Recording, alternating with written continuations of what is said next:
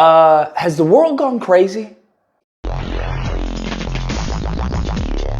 This video is brought to you by the Spider Combat Arena. Support the Kickstarter today. Oh my goodness. So, I don't know about you guys, but I think we may be living in end times, okay? Not to get all preachy on you, but I think we may be living in end times because I don't know if you've heard about this story, but it's crazy. You have Seattle City Council. They're having a meeting and you have protesters. Now I'm thinking, protesters, I get it. You're always gonna have protesters, people protest, yada, yada. It is what it is. Welcome to the US of A.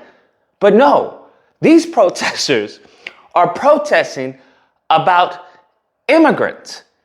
Furthermore, these protesters are actually immigrants. And what I mean by immigrants, how do I put this? They're illegal.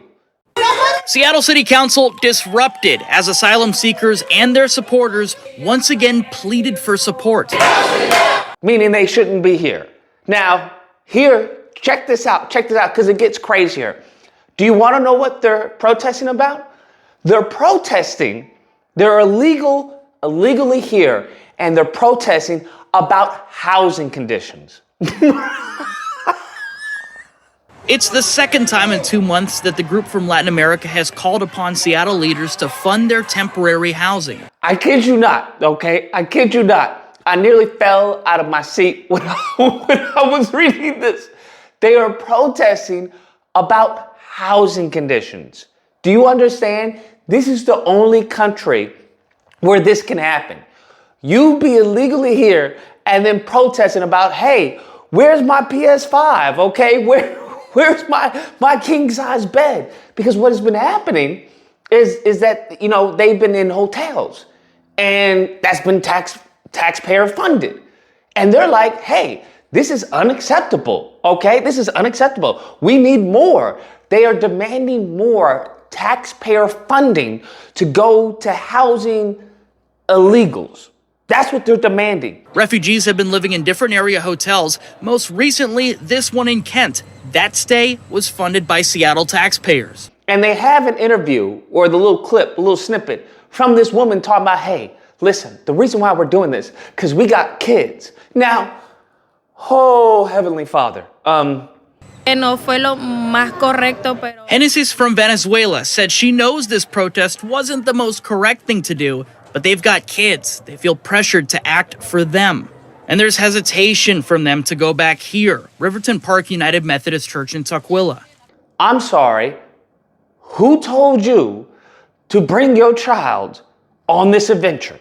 Who told you to bring your little essay on this Oregon Trail? I don't know what to tell you. Now, it is our responsibility because you brought your child illegally to our country and now we have to foot the bill for your housing?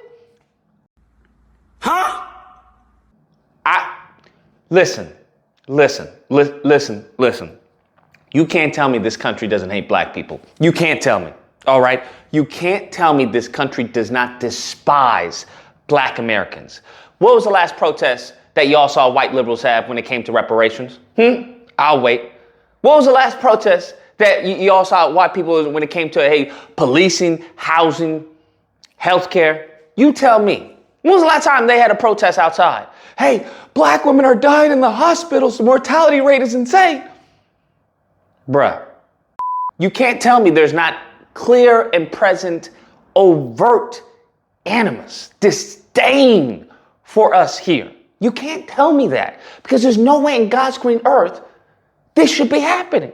There's no way in God's green earth. When was the last protest you see these mofos talking about reparations? Whether it comes to any Democrat, name them, bruh, name them. But yet they are protesting for housing from taxpayers for a place they shouldn't be here to begin with. Now, that is the craziest thing I have heard. That is crazy, bro. I honestly still am having difficulties wrapping my head around this concept because it's insane. It's insane. Now, here's the thing. I would argue, black people, if we want to get Our voice is heard. You know what they're saying, how it goes. The squeaky wheel gets the oil. I'm seeing a lot of squeak, squeak, squeak online, but we have got to somehow create some squeakity squeakness, okay, in real life. And it seems all the allies are allies for everyone else's issues except us. They are allies on paper. Y'all know about those allies. Absolutely, I'll be there. Absolutely, 100%. You can count me in. And then you there and you just show up alone. We shall overcome. Maybe they late. No, they're not coming. They're not coming. And it seems that we are being slowly pushed, forced, not even kicked, I'll say, not even pushed, kicked. It seems that we, Black Americans, are being kicked out of a country that we helped found and build, and we have always fought for, that we bled for. That's what it seems to be the case. In order for people who have they just see America as a means to an end. That's how they see it. That's all they see. They have there's no relationship with the country. It's a means to an end. So I want you to understand that many of these races, they're so anti-Black that they are willing to destroy the country. They are willing to destroy the country than to simply meet our ends, okay? To meet our requests. That's what they are willing to do. They are willing to flood the country before listening to a Black person. That, to me, that's demonic. You can't tell me that's not demonic. That's lineage of evil. That's what that is. And when it comes to the presidency, you can't be upset if the country goes red. You can't be upset because this is the foolishness that you are plaguing communities. You are plaguing everyone. And best believe it's having a negative impact on, surprise, surprise, Black communities. So either Democrats, y'all got to do something about it, or what's going to happen is that, hey, people are going to vote for red. Here's the thing. Many Black people, they understand the racism when it comes to the Republican Party. They'll call N-word to N-word, N-word. But what we also understand is that we can also utilize their racism, their xenophobic or whatever, all that, to our advantage. That's what we also understand, is that at the meantime, between time, yeah, they may hate us, they may despise us, but that racism, that xenophobia, whatever you want to call it, that we can also use that to our advantage by them securing the borders. We can also use that to our advantage by them deporting people who shouldn't be here. We can also use that to our advantage, okay, by getting our numbers back up where they should be. So you have to understand that. And here's the thing. I think there should be some squeaking going on at some of these Democrat councils. I think that's what should be happening. That, hey, you should have to have many of these candidates, these representatives say, hey, I'm not going to do that. Have it on video. I'm not going to do that. Don't allow them to try to deflect. Oh, this is racism. Oh, this is BIPOC hatred. No, just say, hey, are you willing to do this? Yes or no? Anything other than yes or no, I'm going to take as no. That's what I'm going to do. And simple as that. And put that on blast because that's what's going to happen. All right. That's what's going to happen. Because a moment in time, everyone, hey, this person may hate that person, but you have now created a common enemy. That's what you are doing. That is what is happening. You are creating a common enemy. Anyways, guys, that's the video. Let me know what you guys think. Whether or not you believe, look, listen, this is all xenophobia. You have to understand this country was made off of immigrants. We are proud. Okay, the more that come, the stronger we get. And you know what? Black people just gotta help and encourage this. Or if you don't believe, you can miss me with all that nonsense.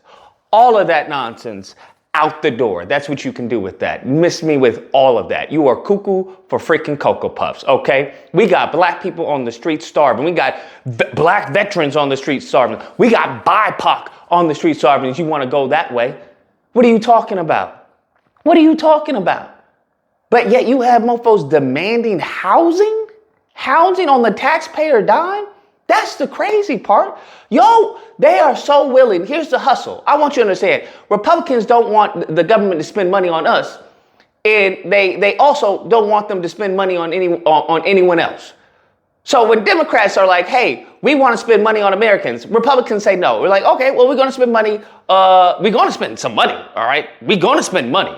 All right. Whether it's in a war, in Ukraine, whether it's having to help Gaza, we're gonna spend money. That's what we're gonna do. They're gonna waste our money. That is what they do.